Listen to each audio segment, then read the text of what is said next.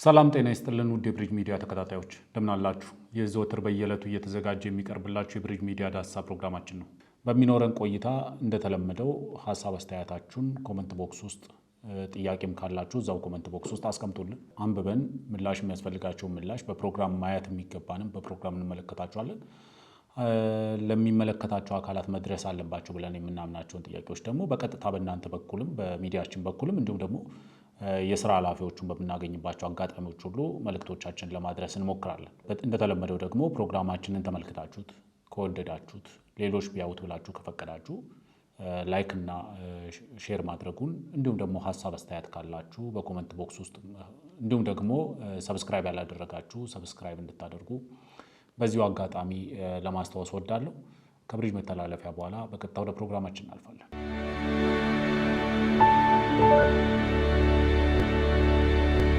እንግዲህ በዛሬ ፕሮግራማችን ከሰሞኑ ህወሓት የጀመረው ጦርነት አለ።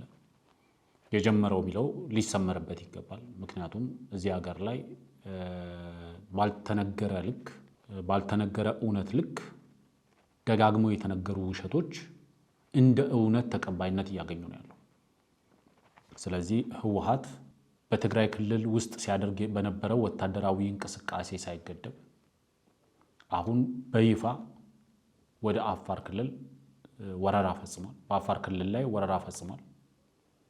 ስለዚህ ይሄ ወረራ እኛ ስለ ኢንሲደንት አናወራም። በተቻለ መጠን ምናወራው ምን አይነት ይሄ እንቅስቃሴ ምን አይነት ስትራቴጂ ምን አይነት ተልእኮ ምን አይነት ሚሽን ይዞ ነው እየተደረገ ያለው የሚለው ነው የምናየው። ትኩረት የምናደርገው ኢንሲደንቱ ላይ ከሆነ እነሱ የሚፈልጉት እሱን ነው።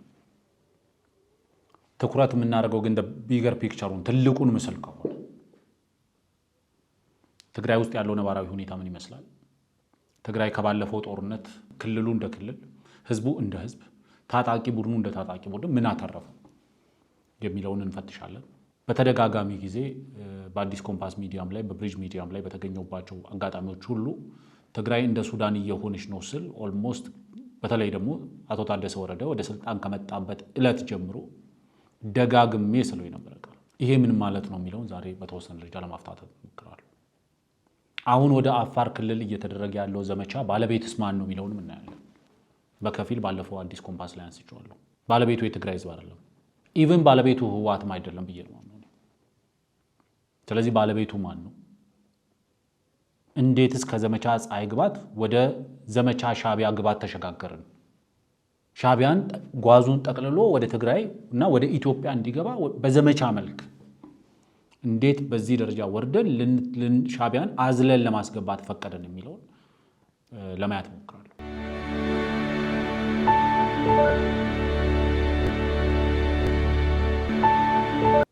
ከዚህ በፊትም አንስቼው እንደነበረው በተለያዩ ሚዲያዎች ላይ ህወሓት ወይ ጦርነት ወይ ስልጣን ሁለቱን አጥቶ መኖር አይችልም።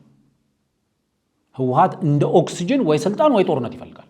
ከስልጣን ሲወገድ ጦርነትን፣ ጦርነት ሲቆም ስልጣንን፣ እንደዚህ ነው ህወሓት መኖር የሚፈልገው። ያው ትላንትናና ዛሬ እየሰማችሁት እንዳላችሁት የህወሓት ታጣቂ ቡድን በትግራይ ክልል ውስጥ ያደርግ የነበረውን ወታደራዊ እንቅስቃሴ በዛም ሳይገደብ አሁን ግልጽ በሚባል ደረጃ የተለያዩ ዓለም አቀፍ ተቋማትም ጭምር እየዘገቡት ባለ ደረጃ ወደ አፋር ክልል ወረራ ፈጽሟል። እውነቱን ለመናገር ይሄ ነገር የመሆን እድል እንዳለው ደጋግመን ተናግረናል። ኦልሞስት ከወራት በፊት የሻቢያ ተልእኮን አንስተን ሻቢያ የኢትዮጵያ ወደ ባህር በሩ እንዳትመጣ በባህር በር የምትጠቀምበትን መስመር የመዝጋትና የኢትዮጵያን ኢኮኖሚ የማስጨነቅ ስትራቴጂ ለመከተል ከፍተኛ ፍላጎት አለው። ከፍተኛ ፍላጎት።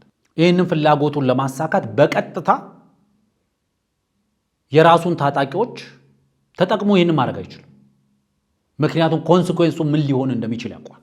ይመስለኛል ከተወሰኑ ዓመታት በፊት የቀድሞ ኢታማዦር ሹም ጀነራል ሳሞራ የኑስ ከበቃሉ ጋር ይመስለኛል ቆይታ ባደረጉበት ሰዓት ላይ ሻቢያ ኢትዮጵያን የመውጋት የፍላጎት እጥረት የለበትም።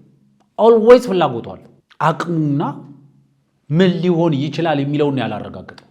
ስለዚህ ሻቢያ በራሱ ማድረግ የማይፈልገውን ነገር አሁን በሞኝ ክንድ የዘንዶ ጉድጓድ ይለካል እንደሚባለው ኢትዮጵያ ውስጥ ያሉ ታጣቂዎችን አቀናጅቶ አስተባብሮ አስተዛዝሎ የኢትዮጵያን ክፍል ወደ ትርምስ ውስጥ ማስገባት።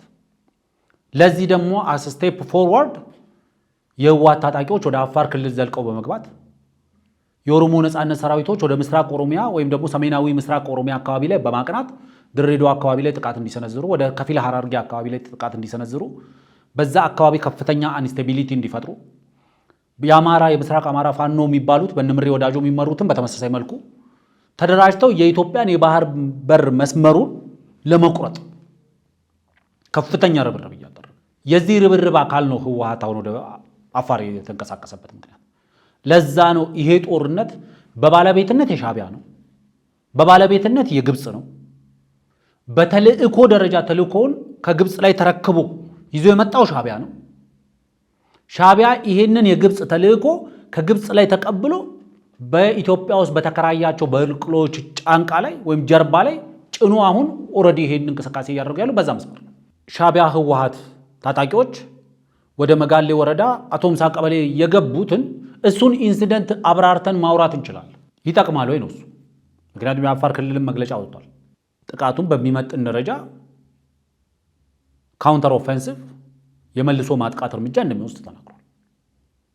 የፌዴራል መንግስቱም ተመሳሳይ እርምጃ ይወስዳል ብዬ አስባለሁ። በኋላ ላይ ፌዴራል መንግስቱ ምን ማድረግ አለበት፣ የአፋር ክልላዊ መንግስት ምን ማድረግ አለበት የሚለው በኋላ ላይ እንመጣበታለን። ግን ግራንድ ትልቁ ፒክቸር ምንድን ነው? ትልቁ ስትራቴጂ ምንድን ነው? ስትራቴጂው ሁለት ነው። አንደኛው በሰሜን ጎንደር ወይም ደግሞ በምዕራብ ትግራይ በሚባለው አካባቢ ላይ አንደኛው ስትራቴጂ እዛ አካባቢ ነው ያለው። ሁለተኛው ስትራቴጂ ደግሞ በምስራቅ ኢትዮጵያ በጅቡቲ መስመር በኩል ያለው ወይም ደግሞ ወደ አሰብ ሊዘምት ሊንቀሳቀስ ይችላል የሚባለውን የአፋርን አካባቢ መቆጣጠር። ለምንድን ነው ይሄኛው ቅድሚያ የተሰጠው ያኛው ላይ ለምን ተዘገየ ከተባለ ሪስፖንድ የኢትዮጵያ መንግስት ሪስፖንድ የሚያደርግበትን መስመር ነው የመረጡት። በዚህ በኩል በምስራቅ በኩል ወደ አፋር አካባቢ የሚደረገው እንቅስቃሴ የአማራ ፋኖች፣ የኦሮሞ ፋኖች፣ ጠቅላይ ሚኒስትሩ እንዳሉት የአማራ ሸኔዎች፣ የኦሮሞ ሸኔዎች፣ የትግራይ ሸኔዎች ወይም ደግሞ የህወሓት ታጣቂዎች አንዳንዴ የህወሓት ታጣቂዎችን በሻዕቢያ ታጣቂዎችም አዳልትሬት አርግቶ በርዞ አቅጥኖ እዛ ውስጥ ማስገባት። በእንደዚህ አይነት መንገድ ወደ ምስራቅ እንቅስቃሴ ብናደርግ የኢትዮጵያ ኢኮኖሚ አንድ ይጨነቃል። ያ መስመር ሊቆረጥ ነው በሚል እዚህ ሀገር ውስጥ ያሉ ነጋዴዎች አሉ፣ ከነሱ ጋር በቀጥታም ይሁን በተዘዋዋሪ የሚሰሩ። ያ መስመር ላይ ተኩስ አለ ሲባል የትራንስፖርት መስተጓጎሎች ይከሰታሉ። የሸቀጦች መምጣት ማለፍ ምናምን መስተጓጎሎች ይፈጠራሉ። በስፔኩሌሽን ማለት ነው፣ በጥንቆላ በቃ እንደዚህ ነገር ተፈጠረ። ህወሓት ወደ አፋር አጠቃ፣ የምስራቅ አማራ ፋኖ ወደ ኢትዮ ጅቡቲ መስመር እያቀና ነው፣ የኦሮሞ ሸኔ በዚህ በኩል እንትን እያደረገ ነው ሲባል ይሄ በራሱ የሚፈጥረው ገበያውን የመረበሽ ኢኮኖሚውን የመረበሽ እንቅስቃሴ አለ። መንግስት ደግሞ የባህር መስመሩ የኢትዮጵያ ብቸኛ የወደብ አገልግሎት የምታገኝበት መስመር ስለሆነ የኢትዮጵያ መንግስት ካለባቸው አቅጣጫዎች በሙሉ ተንቀሳቅሶ ያን አካባቢ ዲፌንድ የማድረግ እንቅስቃሴ ያደርጋል። ከዛ የምዕራቡ ዘመቻ ይጀምራል። ከዛ ወደ ምዕራብ ይኬዳል ማለት ነው። እዚህኛው የምስራቁ ዘመቻ ላይ የሚሳተፉ እነማን ናቸው ነው? በምስራቁ ዘመቻ ላይ የሚሳተፉት በኢትዮጵያን የወደብ አገልግሎት የምታገኝበትን መስመር በማነቅ የአፋር ክልልን ወደ ሁከት ውስጥ በመክተት ከፊል የሶማሌ ክልልን ወደ ሁከት ውስጥ በመክተት ከፊል ኦሮሚያን ያንን መስመር ታከው ያሉ ከተሞችን ወደ ሁከት ውስጥ በመክተት ይህንን መስመር ማስጨነቅና የመንግስትን የትኩረት አቅጣጫ ወደዛ መሳብ። በዚህ ውስጥ የሚሳተፉት የአማራና የኦሮሞ ሸኔዎች፣ በተለይ ከአማራ ሸኔ የአማራ የምስራቅ አማራ ፋኖ የሚባለው በምሬ ወዳጆ የሚመራው፣ የኦሮሞ ሸኔ አለ ከሰሞኑ ወደ ድሬዳዋም ወደ ሐረርጌም ወደ ተወሰኑ አካባቢዎች እየተንቀሳቀሰ ያለ፣ ወደ ምስራቃዊ የኦሮሚያ ክፍል እየተንቀሳቀሰ ያለ። ከዛ ደግሞ ከላይ በኩል በነ መዲድ የሚመራ በነ ማንጁስ የሚመራ የህወሓት ተቀላቢ ሰራዊት አለ። ይሄ ሰራዊት በውስጡም ጭምር የሻዕቢያ ታጣቂዎች አሉበት። እነዚህ ሶስቱ አንድ ላይ ተቀናጅተው በፊት ለፊት የምናየው ሶስቱ፣ በጀርባ ሙሉ ከቆጠርነው ደግሞ ወደ አራቱ ተጣምደው የሚያደርጉት እንቅስቃሴ ነው። እንቅስቃሴ ይሄ የዳይቨርዥን ስትራቴጂያቸው ነው። ዳይቨርት ማድረግ፣ አቴንሽን ዳይቨርት ማድረግ፣ ትኩረት መያዝ፣ ገበያውን መበጥበጥ። መስመሩ ሊዘጋ ነው፣ የነዳጅ እጥረት ሊከሰት ነው፣ የሸቀጥ እጥረት ሊከሰት ነው ይልና ነጋዴው መከዘን ይጀምራል። መንገዱ ሊዘጋ ይችላል ተብሎ በዛ መስመር ላይ ትራንስፖርት አገልግሎት የሚሰጡ መቋረጥ ይኖራል። እንደዚህ አድርጎ ዳይቨርት በማድረግ የመንግስትን አቴንሽን ዳይቨርት ማድረግ፣ ኢኮኖሚውን ደግሞ ማስጨነቅ፣ በተለያየ ስፔኩሌሽንስ ማስጨነቅ፣ ይሄ ነው አንደኛው ስትራቴጂ። ይሄ በሆነበት ሰዓት ላይ የመንግስት ትኩረት የወደብ አገልግሎት የሚያገኝበትን መስመር ዲፌንድ ወደ ማድረጉ ሲሆን አብዛኞቻችን እንደ ሚዲያም ትኩረታችንን ወደ ምስራቅ ተመልከቱ ስንል ትኩረታችንን ዞር አድርገን ወደ ምስራቅ ተመልከቱ ስንል ለዛ ነው ከረጅም ጊዜ ጀምሮ ነው ለምሳሌ የአሰብን ጉዳይ ብዙ ማናውረው ብዙ ማናጋግለው። የባህር በር ኢትዮጵያ ይገባታል ታገኛለች። አዎ ታገኛለች። ይሄ ሳይታለም የተፈታ ነው። ዲሊቨር ያደርጉታል ለራሳቸው። ስለዚህ በተቻለ መጠን የብሪጅ ሚዲያ ተከታዮችን ወደ ምስራቅ ተመልከቱ አይደለም የምንለው። እቺ ጦርነት የሻዕቢያ ነች። በሚመጥን ደረጃ ይሄኛውን በማያዳግም መልኩ ቀጥቶ መመለስ ያስፈልጋል። በማያዳግም መልኩ ስስ ጎኖች መፍጠር ግን ያስፈልጋል። መንግስት በግልጽ ነጋዴዎች ላይ አሁን ቁጥጥር ማድረግ አለበት። ምክንያቱም ወደ ሁለተኛው ስትራቴጂ ስንሄድ እዚህ ጋር የተፈጠረ የኢኮኖሚ መጨናነቅ ባለበት ላይ የሸቀጥ መስተጓጎሎች ባሉበት ሁኔታ ላይ የዋጋ ንረት በሚከሰትበት ሁኔታ ላይ የትራንስፖርት አገልግሎት በሚስተጓጎልበት ሁኔታ ላይ ከወደብ ወደ መሃል ሀገር ሸቀጦችን የማጓጓዝ አገልግሎት ላይ ውጥረት በሚከሰትበት ሰዓት ላይ ይህንን ውጥረት ደግሞ ለመቀልበስ ሰራዊቱ ይህንን ማጥቃት ወደ በጸረ ማጥቃት ለመመለስ እንቅስቃሴ በሚያደርግበት ሰዓት ላይ የሚመጡ ሸቀጦችን በማጀብ ጭምር ሰራዊቱ በሚባክንበት ሁኔታ ውስጥ ከገቡ በኋላ ወደ ምዕራብ ይሄዳል ማለት ነው ዘመቻው። የምዕራቡ ዘመቻ እንዴት ነው የሚሆነው? የምዕራቡ ዘመቻ ተሳታፊውም ብዙ ነው። ሻዕቢያ በቀጥታም በተዘዋዋሪም ይሳተፍበታል። የሱዳኑ የጦር አበጋዝ የቡርሃን ሰራዊት በቀጥታም በተዘዋዋሪም ይሳተፍበታል። በተለይ በነዘመነ ካሴ የሚመራው የፋኖ ክንፍ ይሳተፍበታል። በነምግበ የሚመራው የህወሓት ታጣቂ ይሳተፍበታል። በማይካድራው ጭፍጨፋ ከፍተኛ ዝናን ያተረፈው በዚህ ዝናውም ደግሞ በቡርሃን ጭምር ተቀጥሮ በሱዳን ጭፍጨፋ ውስጥ በሱዳን የእርስ በርስ ጭፍጨፋ ውስጥ የተሳተፈው የሳምሪ ታጣቂ ወይም በዳቦ ስሙ አርሚ 70 የሚባለው ይሳተፍበታል። ታርጌቱስ ማን ነው ከተባለ ወልቃይትን ነው። በወልቃይት ላይ የሚገኘው የኢትዮጵያ መከላከያ ሰራዊትንና በወልቃይት የሚገኘው የወልቃይትን ህዝብና የወልቃይትን ህዝብና መሬትን ዲፌንድ እያደረገ ያለው የወልቃይት የተከዜ ዘብ የሚባለው ታጣቂ ቡድን ነው ታርጌት የሚደረግ።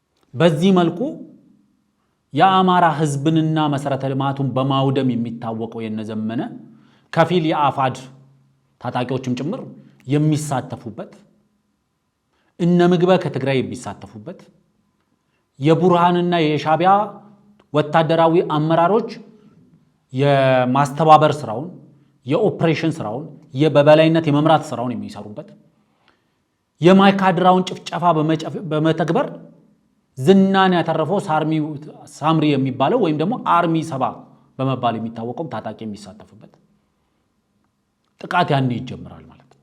ግን ያንን በማስተባበር በምዕራብ በኩል ኢትዮጵያ ከሱዳን ጋር የሚያዋስናትን ድንበር ሙሉ ለሙሉ በታጣቂዎች ቁጥጥር ስር ማስገባት። ምክንያቱም ለሻዕቢያ ትልቁ ወደ ኢትዮጵያ ለመግባት አስቸጋሪ ሁኔታ ይፈጥርብኛል ብሎ የሚያስበው ምክንያቱም ለዚህ እንደ መነሻ አድርጌ ማየት የምፈልገው በቅርብ የሻዕቢያው ማስተር በቅሎ ነው የምንለው አንዳርጋቸው ጽጌ በግልጽ የተናገረውን መስማት ትችላላችሁ።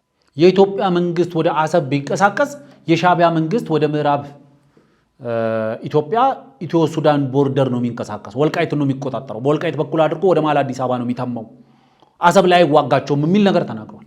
ስለዚህ ዋናው ጽንሰ ሐሳቡ ኦፕሬሽኑ ሁለት አቅጣጫ ላይ ያለው የማስጨነቅና የዳይቨርዥን ዓላማ ያለው በምስራቅ ኢትዮጵያ የወደብ አገልግሎት የምታገኝበት መስመር ላይ በተለይ አፋር ላይ ትኩረት ማድረግ የፖለቲካል አቴንሽኑም የፕሮፓጋንዳ አቴንሽኑም የሚሊተሪ አቴንሽኑም የኢኮኖሚ አቴንሽኑም ወደ ምስራቅ በሚሆንበት ሰዓት ላይ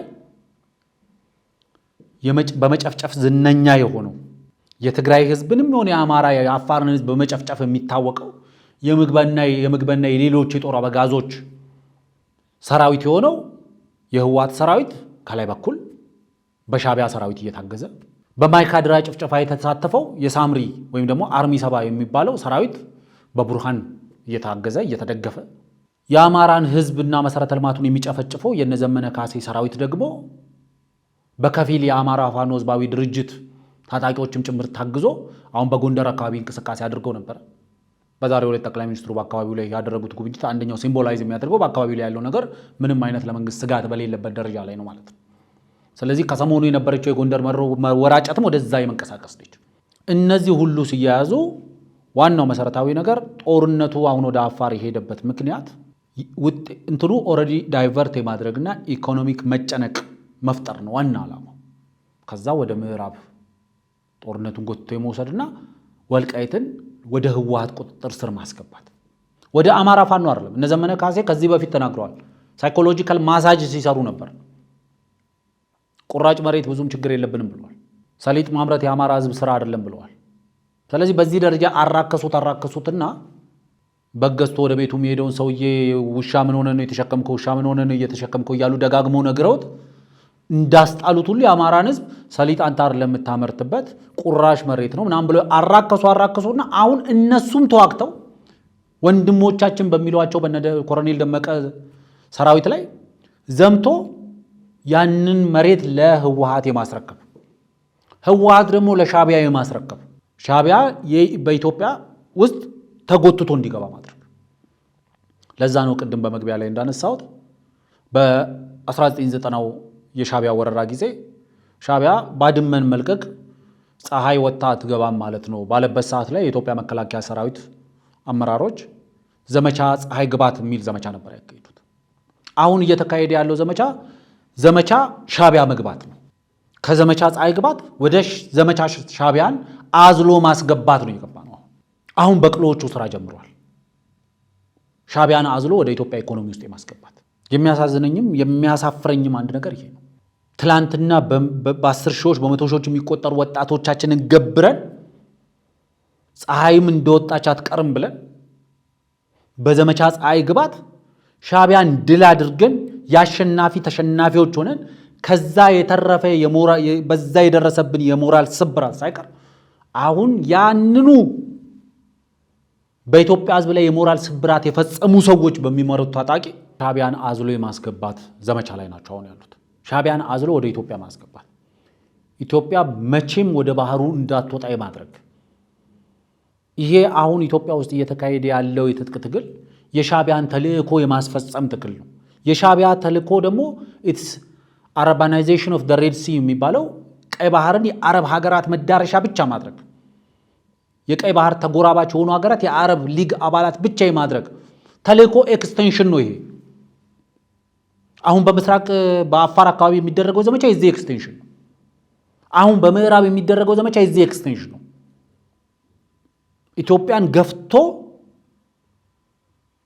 ኢኮኖሚዋን አስጨንቆ ፖለቲካዋን ዲስቴብላይዝ አድርጎ አይደለም በቀጠናዊ ጥቅሞቿን ሀገራዊ ጥቅሞቿን ማስጠበቅ በማትችልበት ደረጃ ላይ ማውረድ ነው እቅዱ። ዓላማው ይሄ ነው።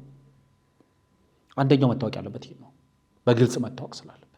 ሁለተኛው ወደ ኋላ ሄድ ብሎ የትግራይ ህዝብ ራሱን መጠየቅ አለበት። ከባለፈው ጦርነት ምን አተረፍኩ ማለት አለበት። ምንድን ያገኘሁት ከባለፈው ጦርነት ምን አተረፍኩ ብሎ ራሱን መጠየቅ አለበት።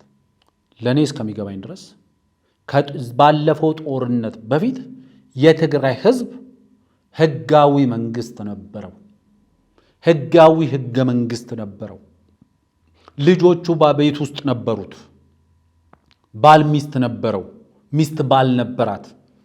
እናትና አባት ልጆች ነበራቸው። ሀገሪቷ ባላት አቅም መሰረተ ልማት ኢንዱስትሪዎች ነበሩት። ያንን ሁሉ ወዳልነበር ቀይረህ ስታበቃ ምን አገኘህ? አት ዘ ኤንድ ኦፍ ዘ ዴይ ምን አገኘህ? ይኸው ወደ ጊዜያዊ ስርዓት ተመሰረለስክ። የትግራይ ህዝብን የፖለቲካ ውክልና አሳጣህ። መሰረተ ልማቱን አወደምክ። ልጆቹን ጨረስክ። ሀብት ንብረቱን አጣ። ፊዚካሊ እንደ ሳይኮሎጂካል የሆነ ብዝበዛ ውስጥ ወደቀ። ትራውማ ውስጥ ወደቀ። ይሄ ነው የባለፈው ጦርነት አውትካሙ። ትርፉ ይሄ ነው። ለህወሓት ትርፉ ይሄ ነው። ለሻቢያ ትርፉ ይሄ ነው። ከዛ ተሸነፍክ። በቃ ተሸነፍክ። ከዛ በኋላ ተርም ኦፍ ሰረንደር በሚመስል ደረጃ ፕሪቶሪያ ላይ ተገደህ ቁጭ ብለህ ያንን ስምምነት ፈረምክ። ለትግራይ ህዝብ ምን አመጣ ነው? ከዛ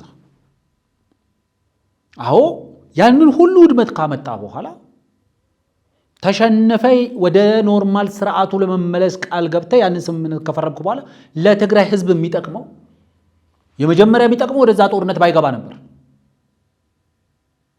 ሁለተኛ የሚጠቅመው ደግሞ ፕሪቶሪያ ስምምነት መፈረሙ ነበር።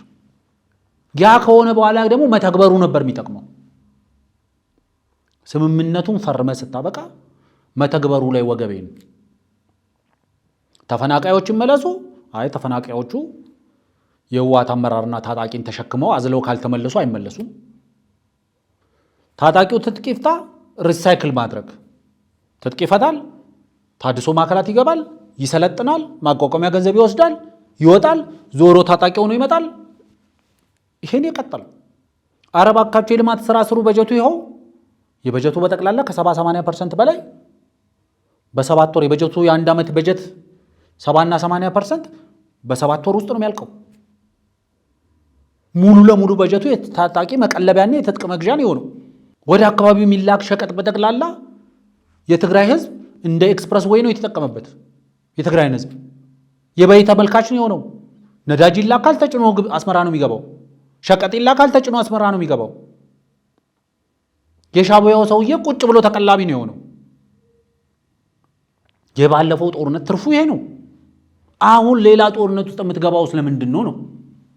ለኔ የዚህ ጦርነት ባለቤት ካይሮ አስመራ ነው ያሉት ስንል ይህንን ጦርነት ሆስት ለማድረግ ለኔ በዓለም ላይ የጦርነት ዓለም ዋንጫ ይካሄዳል ቢባል ከዚህ በፊትም ብያለሁ። የጦርነት ዓለም ዋንጫ ይካሄድ ቢባልና ማስተናገድ የሚፈልጉ ሀገራት ፈቃደኝነታቸውን ይግለጹ ቢባል ከሱዳንም ከዩክሬንም ቀድሞ ይህንን የዓለም የጦርነት ዋንጫን ማስተናገድ የሚፈልገው ሻዕቢያ ነው።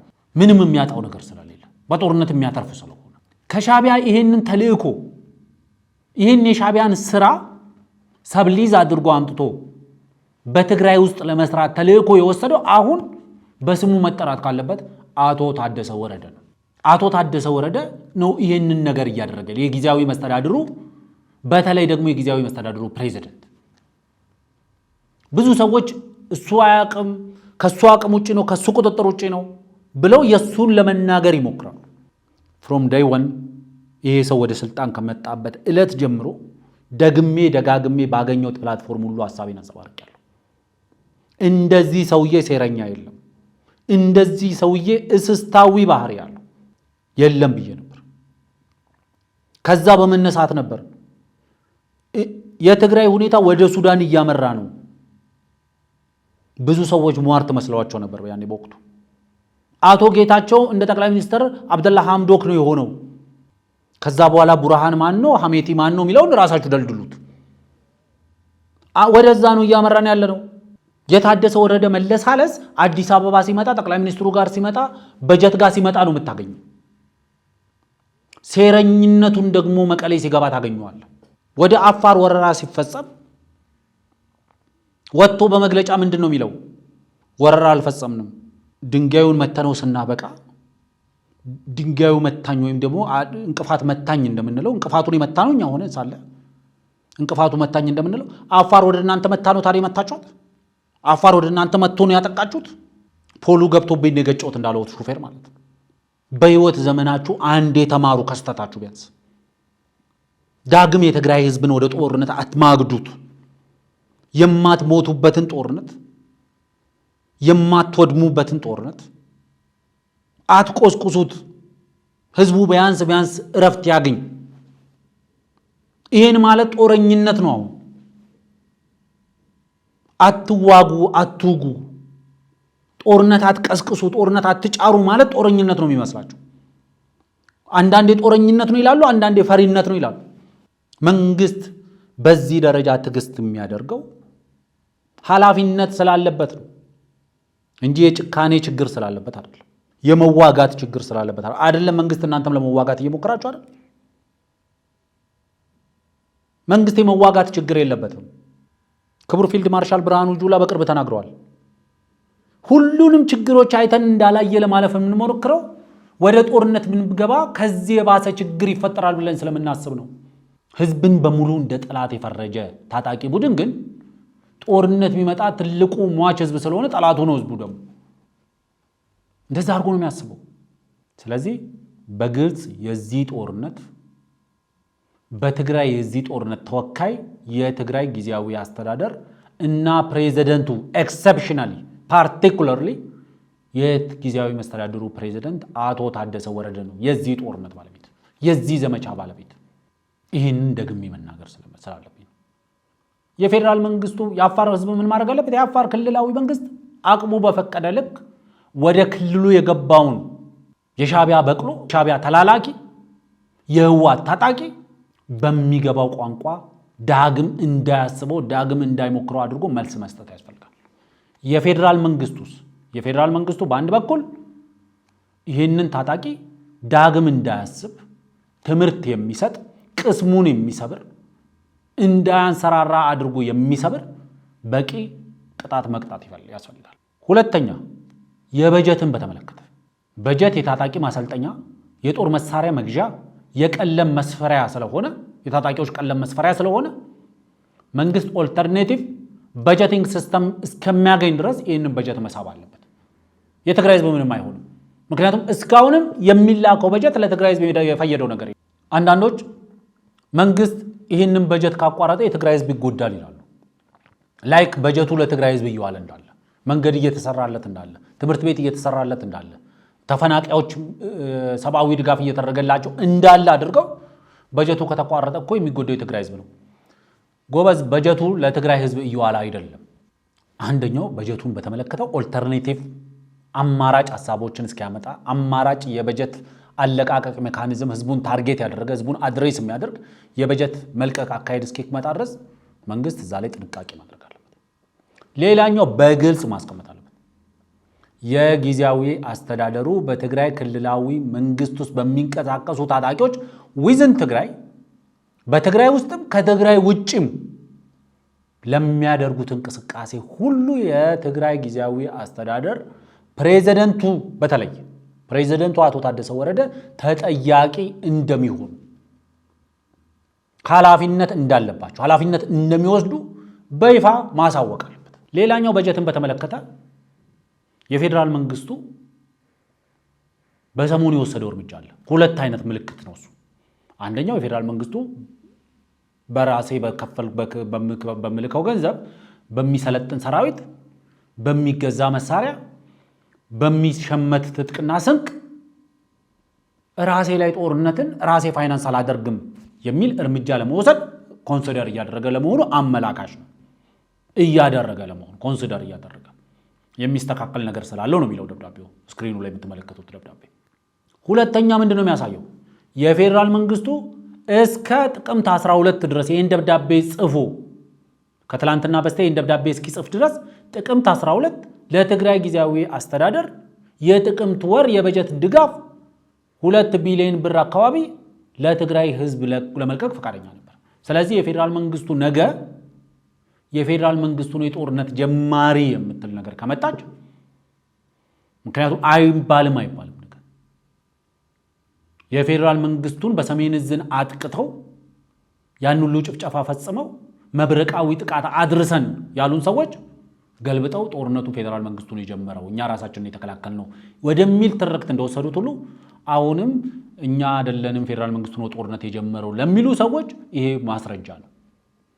እስከ ትላንትና በስቲያ ድረስ የፌዴራል መንግስቱ የጥቅምት ወር የበጀት ድጋፍ ለትግራይ ክልል አድርጓል። በጀት አይደለም የበጀት ድጋፍም ጭምር ተጨማሪ በጀት ጭምር ማለት ነው። ይሄንን በደንብ አንጥሮ ማየት ያስፈልጋል። ይሄንን በደንብ አስምሮ ቦልድ እና አንደርላይን አድርጎ ማስቀመጥ ያስፈልጋል። ምክንያቱም ነገ ለማንኛውም ነገር ማስረጃ ስለሚሆን ማንንም አዝሎ በማንም ታዝሎ ማንም ቢመጣ የኢትዮጵያ መንግስት የኢትዮጵያ ህዝብ ኢትዮጵያ እንደ ሀገር ራሷን ከጥቃት ለመከላከል ግንባራቸውን የማያጥፉ ደረታቸውን ለጦር እግራቸውን ለጠጠር የሚሰጡ ዜጎች ሀገር ነችና በሚገባው ቋንቋ አናግሮ መመለስ አስፈላጊውን ትምህርት መስጠት በተልእኮ ብቻ ሳይሆን በቆሙበት መሬትም ኢትዮጵያ መሬት ላይ እንዳይቆሙ ማድረግ አስፈላጊ ነው ብዬ ነው።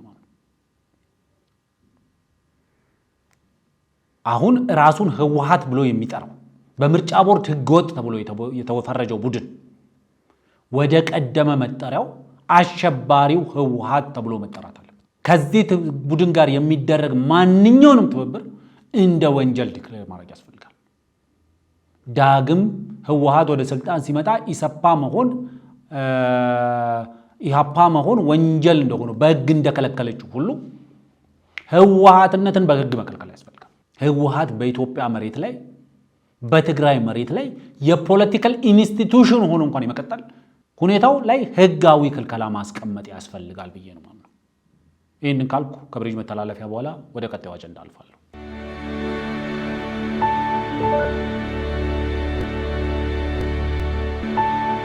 እንግዲህ ቀጣዩ አጀንዳችን ትንሽ አጠር አድርጌ ለማየት ሞክራለሁ ካለው ጊዜ አንፃር። ብዙ ጊዜ የኢትዮጵያ ተቃዋሚ ፓርቲዎች የኢትዮጵያ ተቃዋሚ የምልበት ዋነኛው ምክንያት ኢትዮጵያን ነው የሚቃወሙት። የኢትዮጵያን ብሔራዊ ጥቅም ነው የሚቃወሙት። የኢትዮጵያን ህልውና ነው የሚቃወሙት። የኢትዮጵያን ጂኦፖለቲካል ኢንትረስት ነው የሚቃወሙት። የኢትዮጵያን ጂኦ ስትራቴጂክ ሬሌቫንስ ነው የሚቃወሙት። እነዚህ ተቃዋሚዎች አሉ። ሌሎቹ በኢትዮጵያ ሉዓላዊነት፣ በኢትዮጵያ ጥቅም፣ በኢትዮጵያ ህልውና ላይ የማይደራደሩ ደግሞ የመንግስት ተፎካካሪ ኃይሎች አሉ።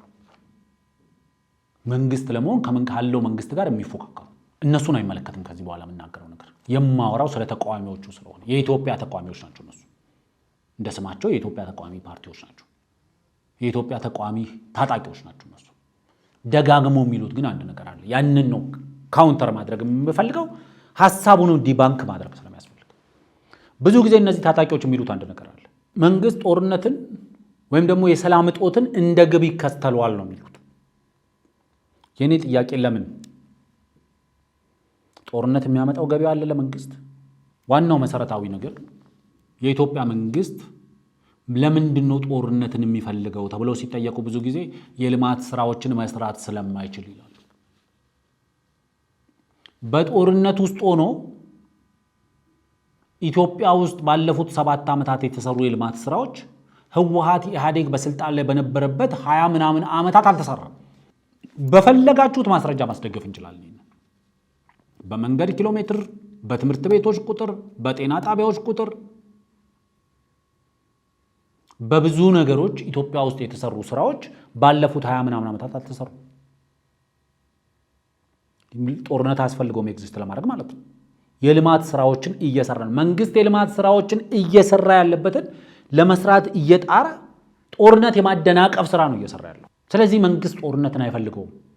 ዋን ኦፍ ዘ ሊስት ቲንግ መንግስት የሚፈልገው ጦርነት ሊሆን ይችላል።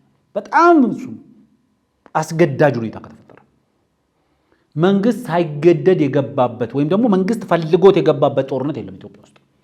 የኦሮሚያ ክልል እየተካሄደ ያለን ጦርነት ማየት ትችላላችሁ። እና አቶ ጀዋር ይሄ ጦርነት እኮ ሲጀመር ከመንግስት ጋር ቆመን እንዋጋለን ሲሉ ነበር።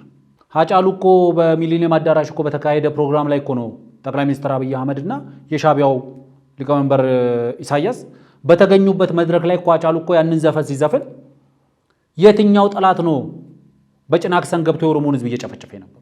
የትኛው ጠላት ነው በቦርደዴ ገብቶ የኦሮሞን ህዝብ እየጨፈጨፈ ነበር? አሁን ካለበት ቦታ አንጻር አቋሙን ክዶ ጠቅላይ ሚኒስትሩን ለመተቸት ሲል አቶ ጀዋር የሚናገረው ንግግር ሳይሆን ያኔ ምን ሲል ነበር? ከጠቅላይ ሚኒስትሩ ጎን ቆመን እንዋጋቸዋለን፣ ከመከላከያ ሰራዊቱ ጎን ቆመን እንዋጋቸዋለን፣ በዚህ ሰዓት መንግስት የሚወጋ መንግስት አይደለም እያለ እኮ ነበር። የሚወጉት ስለነበሩ በትግራይ ጦርነት የፌዴራል መንግስቱ ለመሸሽ ያላደረገው ምን አለ? ጦርነት ሸሽቶ እኮ ነው የሀገር ሉዓላዊነት መከላከያ ይሆናሉ የተባሉ የጦር መሳሪያዎችም ሳይቀር ከትግራይ አይወጡም ተብሎ ህፃናት፣ እናቶችን፣ አዛውንቶችን አስፓልት ላይ አስተኝተው መንገድ ሲዘጋ ህፃናትን ሳይቀር አክብሮ መሳሪያዎቹን ባለማውጣቱ የሰራዊት አመራሮችን ሲሾም ሰራዊት አመራር መሾም አትችልም ተብሎ የሰራዊት አመራሮች ከኤርፖርት ሲመለሱ፣ ከፊሎች ሲታሰሩ፣ መቀሌ ላይ ቁጭ ተብሎ ፌዴራል መንግስትን አናቅም ከሱም ትእዛዝ አንቀበልም ሲባል ይሄን ሁሉ እኮ ችሏል መንግስት። ህግ ተጥሶ ህገ መንግስት ተጥሶ ለፌዴራል መንግስቱ የተሰጠ ብቸኛ ስልጣን የሆነው ብሔራዊ ምርጫ ቦርድን የማቋቋም ስልጣንን እሱን ሽረው የትግራይ ክልል ምርጫ ቦርድን ሲያቋቁሙ በትዕግስት ታልፏል። የተናጥል ምርጫ ሲካሄድ በትዕግስት ታልፏል። በዛ ምርጫ መንግስት እናቋቁም ብሎ መንግስት ሲያቋቁሙን በትግስት ታልፏል። ብዙ ነገሮች ደብል ትሪፕል ዳውን እየተደረጉ ማለት ነው። ያ ሁሉ ነገር ሲሆን ፖለቲካውን አየር ነፍቶት የነበረው ዛሬ በአማራ ክልል ታጣቂነት ዘርፍ ውስጥ የተሰማሩ ሰዎች ሳይቀሩ የዚህ መንግስት ትግስት እስከምንድን ነው ፍርሃትም ሳይኖርበት አይቀርም ወደ መባል ነው የተሄደው። የፌዴራል መንግስቱ ይህን ሁሉ ትችት ተቋቁሞ ነው ሰሜን እዝ እስኪጠቃበት ጊዜ ድረስ ወደ ጦርነት ላለመግባት ያደረገውን እንቅስቃሴ ማስታወስ ይቻላል። ወደ አማራ ክልልም እንምጣ። ሰሜን እዝ ላይ የተደረገው አይነት ተግባር እኮ ነው በአማራ ክልል በሚገኝ ሚሊታሪ ቤዝ ላይ የተደረገው። ሰራዊቱ በካምፕ እኮ ነው የተጠቃው። አንድ የዚህ ጦርነት አንቀሳቃሽ የነበረ ሰው ቢሮ ውስጥ ቁጭ ብሎ ደብዳቤ ጽፎ ሰራዊቱን የአማራ ክልል ልዩ ኃይል ትጥቅን ፈታ ወደ ቤት ይሂድ አይነት የሚመስል ደብዳቤ ጽፎ ለውጭ ሰዎች ሰጣቸው። እነዛ ሰዎች ያን ደብዳቤ ለጠፉ። ሰራዊቱ መሳሪያውን እያያዘ ወደ ጫካ ገባ። ዓላማው እሱ ነበር። ይህንን ተልእኮ የወሰዱት ታጣቂዎች በፊትም ጫካ የነበሩ ነበር። የአማራ ልዩ ኃይል የሚባለው ከፊሉ ተቆርሶ እዛ ገባ። ያዛ የገባው ሰራዊት ሄዶ መከላከያውን አጥቅቷል። በካምፕ ውስጥ እስኪጠቃ ድረስ በአማራ ክልል ውስጥ መንግስት ጦርነት አልጀመረም።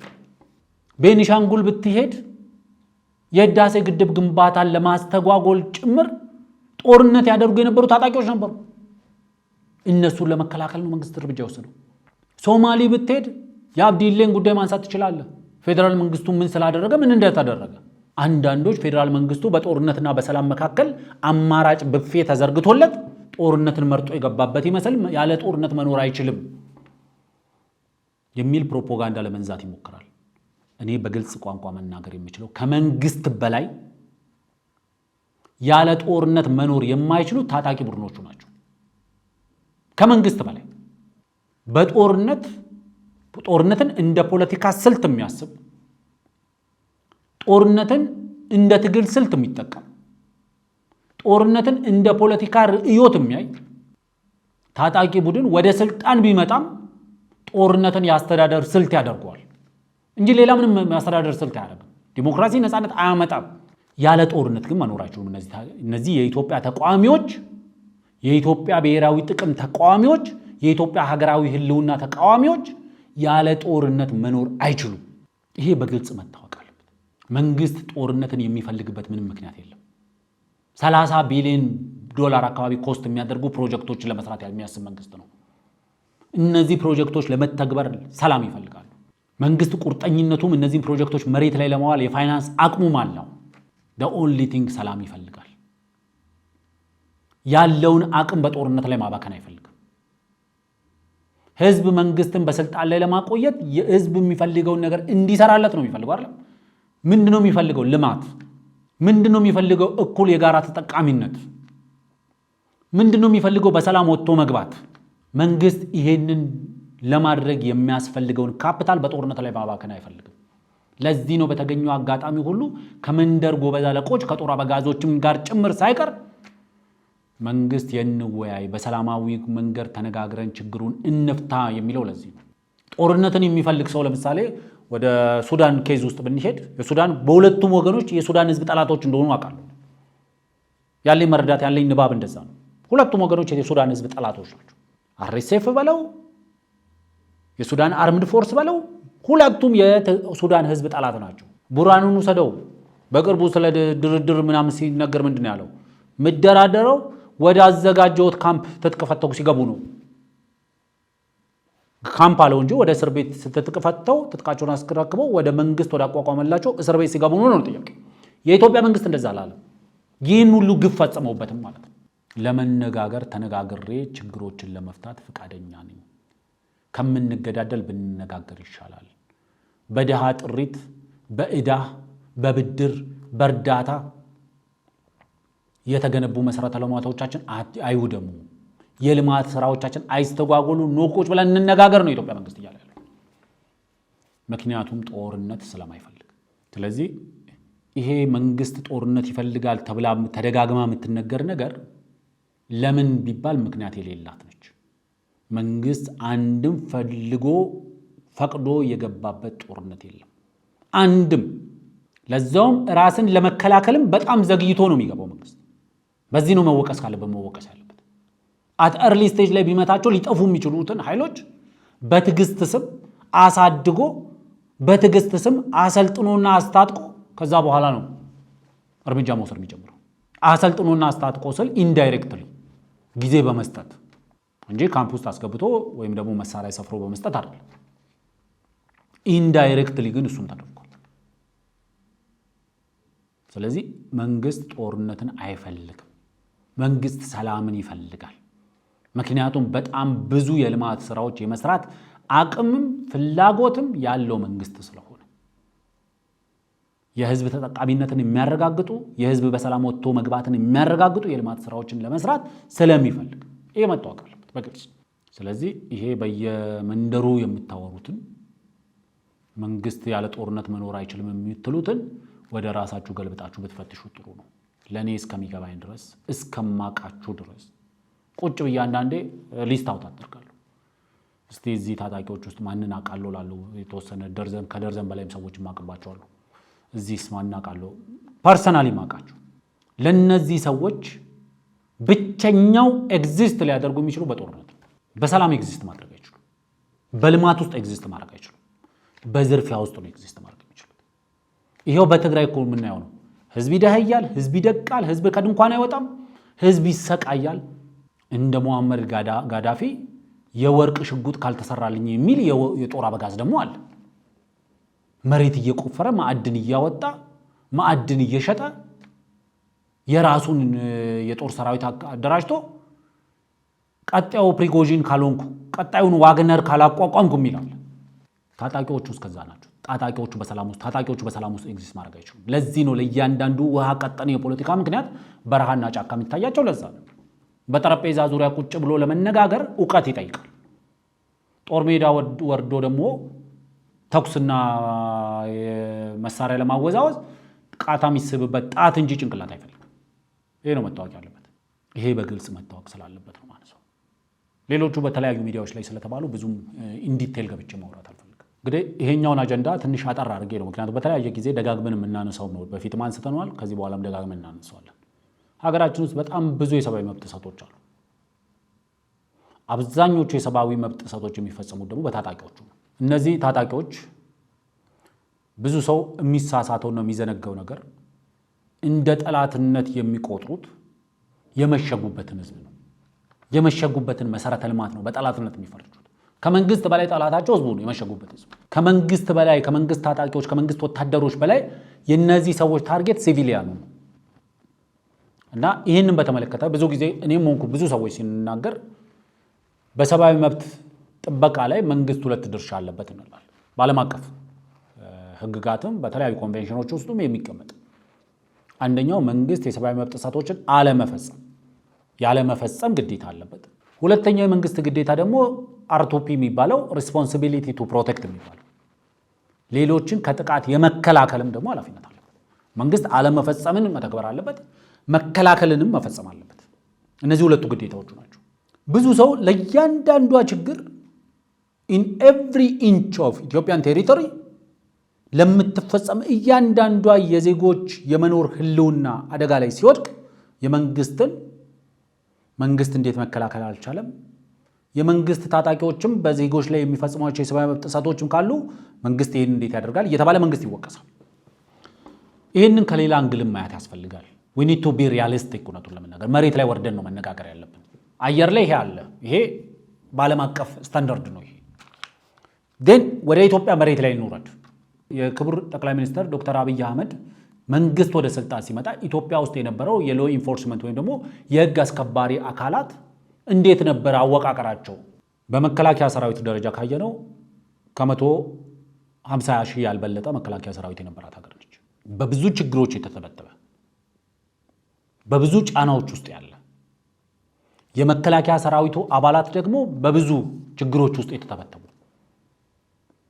ከመካከላቸው ፕሮፌሽናል ዲሲፕሊን አላቸው የሚባሉ አት ኤርሊ ስቴጅ ሪታየር እንዲያደርጉ የሚደረጉበት፣ በሰራዊቱ ተወዳጅ ናቸው የሚባሉ የሰራዊቱን ሞራል ያነቃቃሉ፣ ሞራሉን ይገነባሉ የሚባሉ ሰዎች አት ኤርሊ ስቴጅ ወደ ጡረታ የሚገለሉበት፣ በሰራዊቱ ላይ ነውረኛ ተግባር በመፈጸም ጭምር የሚታወቁ ሰዎች ደግሞ ጡረታ እድሜያቸው አልፎም ጭምር ከሰራዊቱ ጫንቃ ላይ የማይወርዱበት፣ በብዙ መከፋፈል ውስጥ በብዙ ብዥታ ውስጥ ያለ ሰራዊት ነበር። የአንድ ፓርቲ አገልጋይ ሰራዊት ነበር። የፖሊስ የምናምን የምንለው ተመሳሳይ ነው። ክልሎች ላይ ደግሞ ስትመጣ ከፌዴራል መከላከያ ሰራዊቱና ከፌዴራል የህግ አስፈጻሚ አካላት ቁጥር በእጥፍ የሚበልጥ ትናንሾቹ ክልሎች ሳይቀሩ የፖሊስና የልዩ ኃይል ታጣቂዎች ነበሯቸው። እነዚህ ታጣቂዎች እነዚህ የፖሊስና የልዩ ኃይል ታጣቂዎች ከፌዴራል መንግስቱ የሚለዩበት እምብዛም በአቅም ሊያውም በቁጥርም በአቅምም ሊያውም አንዳንዴ የሚበልጡበት ቦታ አለ። መድፍ ሲጎትቱ ላናይ እንችላለን። ታንክ እያንጋጉ ሲመጡ አላየንም። ከዛ በመለስ ግን ባሉ የትጥቅ ደረጃዎች ግን ከመከላከያ የተናነሱ አልነበሩ። በቁጥር ይበልጡታል፣ ከመከላከያ የተናነሱ አይደሉም። እስከ ፓራ ኮማንዶ ድረስ የሰለጠኑ ናቸው። በአርሚ ሌቭል የሰለጠኑ ከአብዛኛው የአፍሪካ ሀገራት የወታደር ቁጥር በትጥቅም በውጊያ አቅምም የማይተናነሱ የክልሎች አቅም እስከዛ ድረስ ተገንብቶ ነበር። የፓርቲ ሴንትራሊዝሙ ስላለ አብዛኛው ታጣቂ በሴንትራሊዝሙ መሰረት ወደዚህ ወደ ማዕከሉ ተጠርንፎ የተያዘ ነበር። ስለዚህ ይሄንን ፋብሪኩን በማይጎዳ መልኩ እየበተኑ አንዳንድ ቦታ እንደ ሰበዝ እንዳለላ እየሰነጠቁ ይሄ ጋለሞታ የሰራውን ወራንታ ባለሙያ አይተረትረውም እንደሚባለው አንዳንድ ቦታ ጋር አላዋቂ የሰራው ሹሩባ የሚመስለውን ሁሉ ቀስ እያሉ ራሱን በማይጎዳ ደረጃ እየፈቱ መስመር ማስያዝ ያስፈልግ ነበር።